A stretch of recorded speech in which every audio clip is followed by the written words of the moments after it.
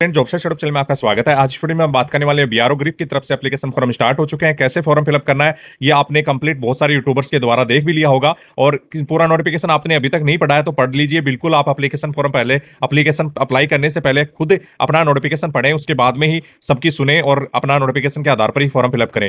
सबसे पहले मैं कुछ चीजें आपको क्लियर कर दूं। आपको एक से अधिक फॉर्म फिलअप करना है किसी भी ट्रेड के लिए तो हाँ बिल्कुल आप अप्लाई कर सकते हैं। सेपरेट सेपरेट एप्लीकेशन फॉर्म आपको फिलअप करना होगा और सभी की एप्लीकेशन फी अलग अलग पेड आपको करनी होगी।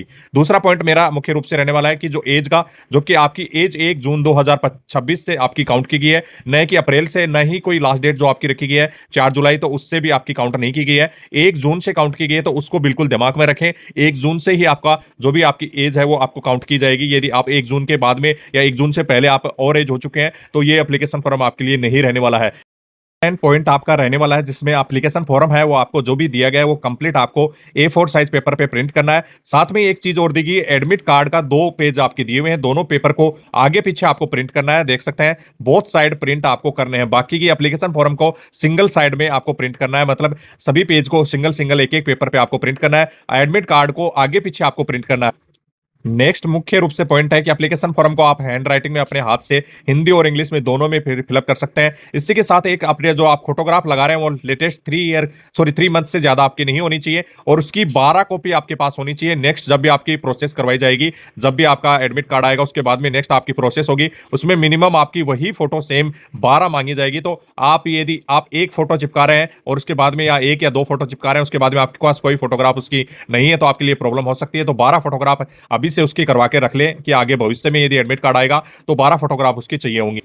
नेक्स्ट पॉइंट है एडमिट कार्ड आने के लिए कुछ उन्होंने छूट दी गई है जिसमें सन ऑफ ग्रिप 15%, एनसीसी सी सर्टिफिकेट है 10%, बी सर्टिफिकेट है 5%, ग्रीप पर्सनल अप्लाई फॉर कर रहे हैं तो किसी के लिए तो 15%, एक्स-सर्विसमैन का बच्चा है तो 3% और स्पोर्ट्स कोटे से है तो आपका 5%, सीपीएल कैजुअल लेबर वहां से काम कर रहा है तो 10%। तो किसी भी प्रकार का फर्जी सर्टिफिकेट यूज करने की कोशिश ना करें, चाहे स्पोर्ट्स का हो चाहे अदर। आप परसेंटेज छूट पाने के लिए काफी कैंडिडेट ये भी कर लेते हैं कि मैं 5% या 10% का कुछ फर्जी सर्टिफिकेट लगा देता हूं, तो ये गलती ना करें, नहीं तो आपका आगे के लिए भी बैन कर दिए जाएंगे, कभी भी आप जॉब नहीं देख पाएंगे।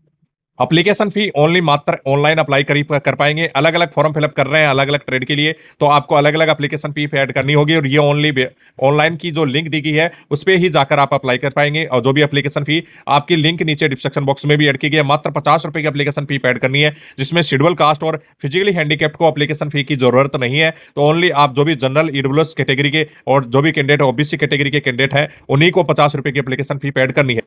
एजुकेशन में आप काफी कैंडिडेट कंफ्यूज हो रहे हैं कि स्टोर कीपर में किसी प्रकार का एक्सपीरियंस चाहिए, तो नहीं, एक्सपीरियंस की कोई जरूरत नहीं है। 12वीं पास आपने किया रखा है तो वो सभी कैंडिडेट इसके लिए अवेलेबल रहने वाले हैं। 12वीं के बेस पर ही एडमिट कार्ड जारी किए जाएंगे। बाकी की हिंदी टाइपिस्ट में भी आप 12वीं पास वाले सभी कैंडिडेट अवेलेबल हैं। ड्राफ्ट्समैन में आपके लिए डिप्लोमा जरूरी है। बाकी की जो कुछ ट्रेड है जैसे कि कम्युनिकेशन है, इसमें संबंधित आपके पास आईटीआई होना चाहिए और इसमें भी संबंधित आपका मोटर व्हीकल के साथ डोजर का 6 महीने का एक्सपीरियंस जरूर चाहिए। इलेक्ट्रिशियन में भी आपका मेट्रिकुलेशन और संबंधित ऑटो इलेक्ट्रिशियन में आपका संबंधित आईटीआई होना चाहिए। इसी के साथ देख सकते हैं एक्सपीरियंस जो 1 ईयर का आपका इसमें इलेक्ट्रिशियन से संबंधित मांगा गया है तो वो भी आपके पास होना चाहिए।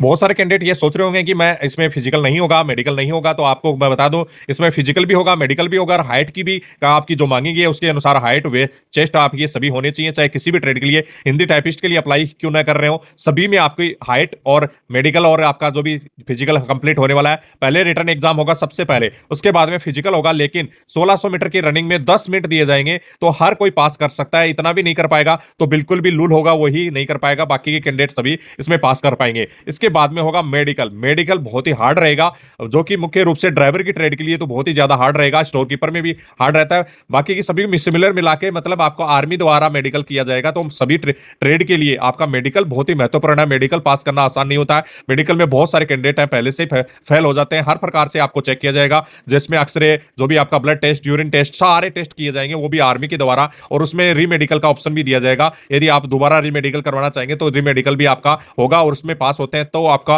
जो भी फाइनल मेरिट में पास किया जाएगा। हाइट आपकी कंप्लीट यहाँ पे दी हुई है, जो भी स्टेट से आप बिलोंग करते हैं हाइट और चेस्ट आपका जरूर देख लें। यदि आपकी हाइट कम है तो फॉर्म फिलअप करने की कोई जरूरत नहीं है। इसका आपकी हाइट बिल्कुल वहां पे उतनी ही चाहिए जितनी मांगी गई है, नहीं तो आपको वहां से निकाल दिया जाएगा फिजिकल के टाइम में।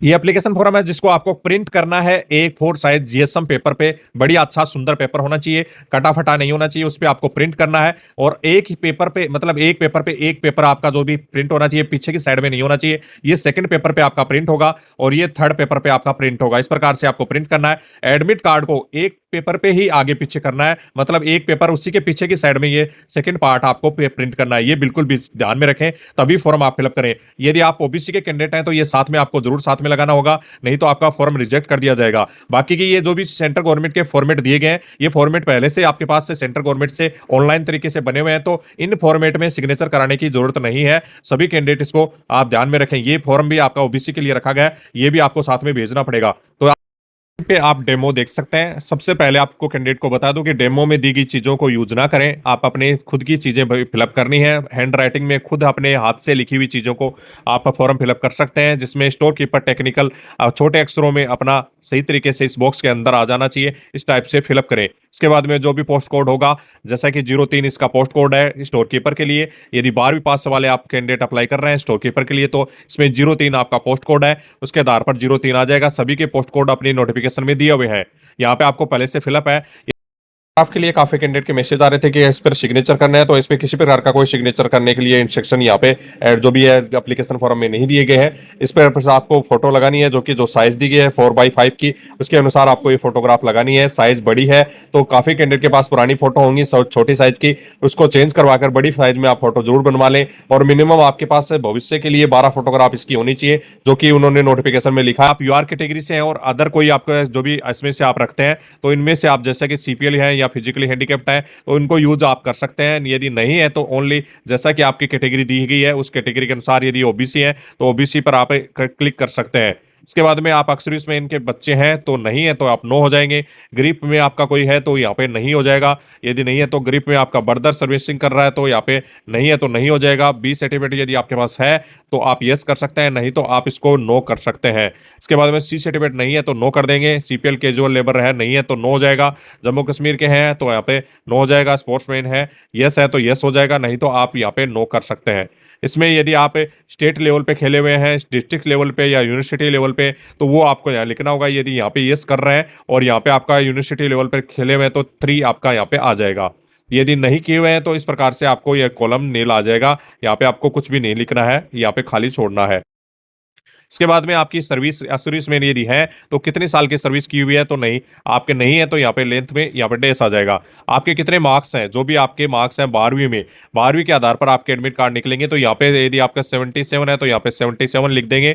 और यदि आपके पास एक्स्ट्रा कोई बोनस मार्क्स हैं, तो जैसा कि मैंने आपको पहले बताया कि 10 20 15 जो भी आपके बताए गए हैं, सबसे पहले मैंने आपको बता दिया कि कितने मार्क्स एक्स्ट्रा आपको मिलने वाले हैं। तो उस हिसाब से यदि आप जैसे 20 सर्टिफिकेट आप रखते हैं तो 5 मार्क्स आपके पास है। यदि स्पोर्ट्स मैन है तो 5 मार्क्स आपके मिलते हैं, तो यहाँ पे टोटल करके लिख देंगे। लेकिन बहुत सारे कैंडिडेट के पास कुछ भी नहीं है, तो यहाँ पे 77 और यहाँ पे डेस आ जाएगा और यहाँ पे भी 77 आ जाएगा। बस आपका इतना ही लिखना है। यदि आप ईडब्ल्यूएस से कैटेगरी से बिलोंग करते हैं तो यस लिखेंगे, नहीं तो आप नो लिखे देंगे इसमें। इसके बाद में कैपिटल अक्षर में इस प्रकार से आपको एक बॉक्स खाली छोड़ के पूरा आपका नाम लिखना है, और ऐसे ही फादर्स का नाम इस प्रकार से एक बॉक्स खाली छोड़ के, आपका एक ही नाम है तो यहाँ पे छोड़ देंगे। बस ओनली सिंगल सिंगल नाम है किसी किसी के, तो सिंगल सिंगल आप लिख देंगे।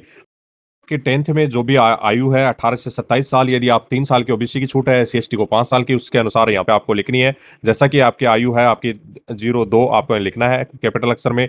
और सभी फॉर्म भरने की कोशिश करें और ब्लू पेन से ही फॉर्म भरें। यहाँ पे आपके जो भी मंथ है वो आपका 0 आपका 7 यदि आप लिख सकते हैं, और आपकी जो आयु है 199 है, जो कि आपकी 199 यहाँ पे लिख देंगे। इस प्रकार से आपका परमानेंट एड्रेस जो भी आप लिखेंगे, जैसे वीपी आपको लिखना है तो वीपी आपको यहाँ पे लिख देंगे। उसके बाद में आपका जो भी एड्रेस है वो कंप्लीट लिख के एक बॉक्स से किसी भी अक्षर के बीच में एक बॉक्स आप खाली जरूर छोड़ेंगे। स्टेट का नाम पूरा लिखेंगे, पिन कोड लिखेंगे, परमानेंट या प्रेजेंट एड्रेस जो भी सेम है तो आपका सेम इस प्रकार से ऊपर से लिख देंगे। एप्लीकेशन फी, इन बैंक का नाम, जिस बैंक से आप एप्लीकेशन फी कटवा रहे हैं उस बैंक का नाम आपको लिखना है, एसबीआई। उसके बाद में आपका पेमेंट की रिसिप्ट रेफर जो भी होगा, रिसिप्ट के जो भी आपका ऑप्शन आएगा, जैसे पेमेंट की आप रिसिप्ट कटेगी तब उसके बाद में आपका रिसिप्ट में रिसिप्ट नंबर आ जाता है। ट्रांजैक्शन की डेट, जैसे कि आज आप ट्रांजैक्शन कर रहे हैं या कल की डेट में कर रहे हैं तो वो आ जाएगा। 50 रुपये की आप एप्लीकेशन फी पेड कर रहे हैं तो 50 रुपये आ जाएगा। इनिशियल क्वालिफिकेशन में 10th जरूर आप लिखें, 10th कौन सी ईयर में पास किया वो लिखें। उसके बाद में आपका जो भी संबंधित आपकी कौन सी बीएससीआर से किया, सब्जेक्ट जो भी होगा सब्जेक्ट आप जरूर लिखें इसमें, और उसका मार्क्स लिखें, ओबीडियंट मार्क्स होंगे वो लिखें, और परसेंटेज टोटल आप लिखें। सब्जेक्ट जैसे कि आल टोटल मार्क्स आपके, और जो भी ओबिडिएंट कितने टोटल मार्क्स से आपने प्राप्त किए और कितने परसेंटेज आए। इसके बाद में आप जैसे यहाँ पे दूसरा है सेकंड आपका 12वीं पास, तो 12वीं में आपने कौन से ईयर में पास किया, 2012 15 सौ भी किया है और कौन से बोर्ड से किया है। उसके बाद में सब्जेक्ट कौन से सब्जेक्ट है, साइंस सब्जेक्ट है, कॉमर्स है, ये एक सिमिलर सब्जेक्ट लिखना है, ऐसा कि नहीं सारे सब्जेक्ट। यहाँ पे आल लिखना है फर्स्ट वाले में, जो भी आप लिखेंगे 10th में आल लिख दे, और यहाँ पे सेकंड में है जो कि कंप्लीट आपका कॉमर्स है, एक स्ट्रीम लिखना है, न कि पूरा लिखना है। और उसके बाद में आपका मार्क्स है, आउट ऑफ मार्क्स कितने हैं, परसेंटेज कितने हैं वो लिखने हैं। 12th तक ही आपको लिखना है। स्टोर कीपर के लिए अप्लाई कर रहे हैं तो, चाहे हिंदी टाइपिस्ट के लिए अप्लाई कर रहे हैं तो, यदि आप ड्राफ्ट्समैन से है तो डिप्लोमा यहाँ पे लिखेंगे, डिप्लोमा कौन से ईयर में किया, कौन से यूनिवर्सिटी बोर्ड से किया, और कितने आपके जो सब्जेक्ट थे, सब्जेक्ट का कुछ कुछ पॉइंट्स लिख सकते हैं, और उसके बाद में मार्क्स लिखें। उसके बाद में टोटल मार्क्स और परसेंटेज, किसी के ग्रेड है तो ग्रेड को कन्वर्ट कर लें परसेंटेज में और मार्क्स में, इसके हिसाब से आपको लिखना होगा। किसी भी की काफ़ी कैंडिडेट के सीबीएसई में ग्रेड लिखे हुए हैं, तो ग्रेड को काउंट करने का तरीका यूट्यूब पर या आपको जो गूगल है उस पर आपको मिल जाएगा, उस हिसाब से आप लिख सकते हैं। इसके बाद में टेक्निकल क्वालिफिकेशन किसी प्रकार की आईटीआई आपने किया है तो यहाँ पे लिखेंगे आईटीआई करके, उसके बाद में पासिंग मार्क्स, बोर्ड कितने टोटल मार्क्स आए और आउट ऑफ मार्क्स कितने हैं और कितने परसेंटेज आए, ये लिखना है। ड्राइवर के लिए फॉर्म फिलअप कर रहे हैं तो एलएमवी लाइसेंस कब हुआ इशू, अथॉरिटी क्या थी और पीरियड क्या कौन सा था, और ये आप जो भी है कौन से आरटीओ से आपने रिन्यूअल कराया है, इफ एनी रिन्यूअल की डेट जो भी होगी वो लिखनी है। इसके बाद में एचएमवी लाइसेंस, किसी के पास एचएमवी और एलएमवी एक ही रहता है तो एलएमवी की डेट आपके पहले लिखी रहती है उसके अंदर, और एचएमवी की डेट भी आपकी लिखी रहती है, तो दोनों सेम जगह से बने हैं तो सेम जगह से आप कर सकते हैं। उसके बाद में रिन्यूअल डेट जरूर साथ में लिखें कि रिन्यूअल डेट आपकी कितनी रहने वाली है। पहले से कहीं जॉब किए हुए हैं तो आप जरूर लिखें इसमें। इसके बाद में आपका जो भी एम्प्लॉयमेंट है ये आप कहाँ से कहाँ तक कब तक किया और कौन से काम में काम किया, जैसे लेबर सीपीएल लेबर में आप काम कर रहे हैं तो उसके लिए आपका महत्वपूर्ण रहने वाला है। बीआरओ में सीपीएल लेबर के लिए यहाँ पे आपकी डिटेल्स आ जाएगी, और ये आपका जैसे कि एक्सपीरियंस आपको मांगा गया है ड्राइवर के लिए, तो यहाँ पे कौन सी कहाँ पे डोजर का काम किया उसके लिए यहाँ पे आने वाला है। मतलब किसी प्राइवेट कंपनी लिमिटेड कंपनी से ही डोजर का सर्टिफिकेट मान्य होगा, जो कि कंस्ट्रक्शन का काम करती है रोड वगैरह का, उसी सर्टिफिकेट वहां से बना होगा तो ही मान्य होगा, इसके अलावा कहीं से मान्य नहीं होगा। इसके बाद में कॉन्टैक्ट नंबर जो भी आधार लिंक से कॉन्टैक्ट नंबर होंगे वो लिखने हैं। उसके बाद में अल्टरनेटिव मोबाइल नंबर लिखने हैं। आधार से लिंक नंबर ही यहाँ पे लिखना है। यदि आपके आधार से लिंक नंबर अभी तक आपने अपने मोबाइल नंबर लिंक नहीं है तो तुरंत लिंक करवाकर ही इसमें ऐड करें। आधार कार्ड नंबर आपको जरूर लिखने हैं इसमें, कोर्स की फोटोकॉपी साथ में अटैच करनी है। ईमेल आईडी आपको लिखनी है यहाँ पे कंप्लीट, जो कि जीमेल है या योगो है या जो भी ईमेल आईडी है वो कंप्लीट यहाँ पे कैपिटल अक्षर में या स्मॉल अक्षर में लिख सकते हैं। यहाँ पे प्लेस जो भी आपका डिस्ट्रिक्ट होगा, डेट आ जाएगी। यहाँ पे थंब इंप्रेशन आपको यहाँ पे करना है अपना, जो कि आपका लेफ्ट हैंड का होगा, और यहाँ पे सिग्नेचर आपको कर देने हैं। फोटो पे किसी प्रकार के सिग्नेचर करने की जरूरत नहीं है।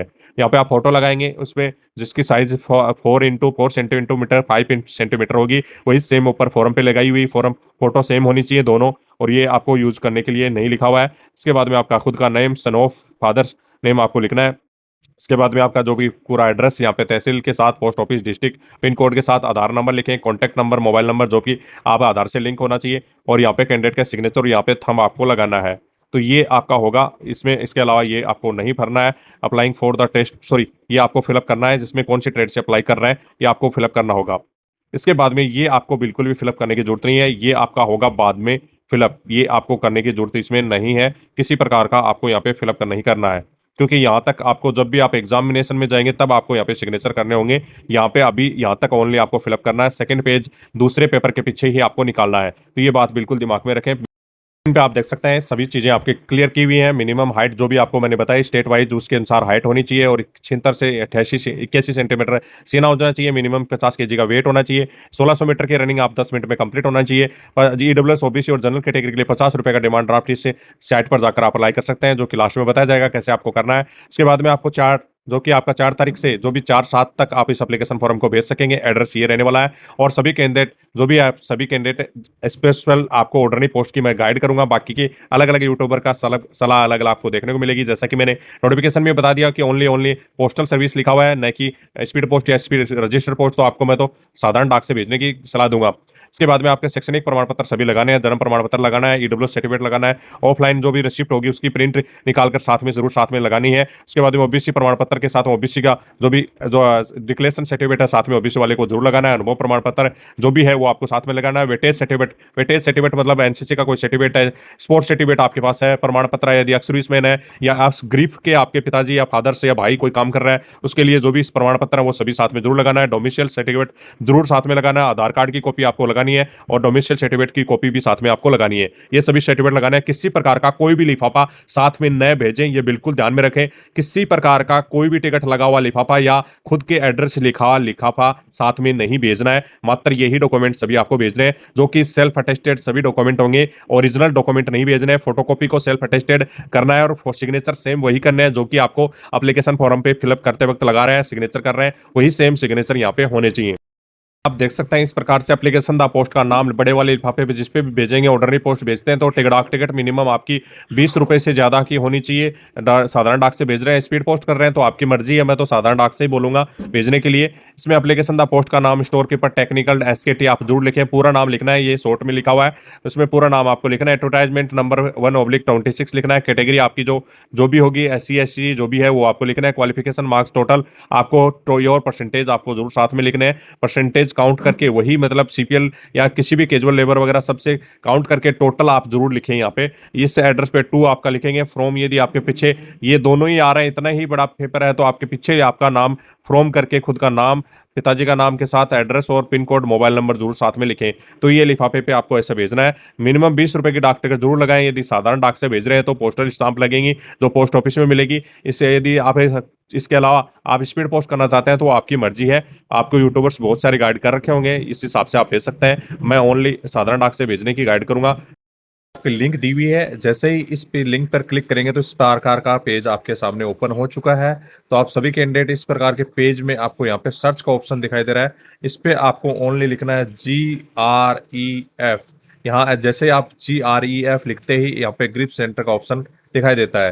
तो यहाँ पे आप देख सकते हैं कंप्लीट आपके सामने पेज ओपन हो चुका है और इसमें आप कभी जो भी एप्लीकेशन फी पेड कर सकते हैं, अपनी क्लाइंट का नाम, फादर्स नेम, नेशनलिटी और उसकी date of birth, mobile number, address short में लिखें, पूरा लिखने की जरूरत नहीं है। स्टेट आपका यहाँ पे आ जाएगा और पिन कोड लिखें, आधार कार्ड नंबर लिखें। एडवर्टाइजमेंट नंबर 1/2026 है, 1/2026 आप यहाँ पे लिख सकते हैं। और ट्रेड का नाम जो भी आप स्टोर कीपर SKT लिखना चाहते हैं, व्हीकल मैकेनिक से अप्लाई कर रहे हैं, इलेक्ट्रिशियन से, हिंदी टाइपिस्ट, ड्राफ्टमैन, जिससे भी आप अप्लाई कर रहे हैं वो लिखना है। यहाँ पे टोटल आपका 50 रुपए का रिमार्क्स आ जाएगा और यहाँ पे रिमार्क में लिखना है एप्लीकेशन फी। यहाँ पे एप्लीकेशन फी आपको जरूर लिखना है, जिससे आपको कोई भी प्रॉब्लम नहीं होगी।